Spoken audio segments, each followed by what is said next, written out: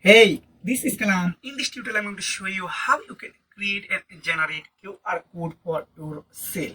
So first, I'm going to google.com, then type. So this link I will attach in description below. When you click, you are redirected to this website. You don't need to go google.com then charge individually. Then here are the many type of QR code you are able to generate. First of all, go this option. You can see here our website address. Then this is a content text basis. Then this is a B card, and this is a phone number, locations, and everything. Here are the lots of options. So I need a website address for created. So just I paste a YouTube link, so you can paste any link here. Just click on enter. While you click enter, you can see this is my QR code.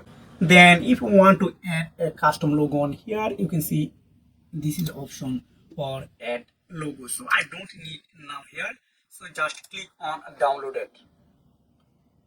Then click on PNG or JPG, anything here. You can see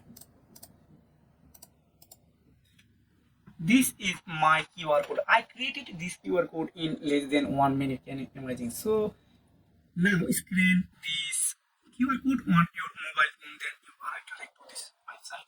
So if you have found this video helpful, please like and subscribe this channel. See you again. Take care. Bye.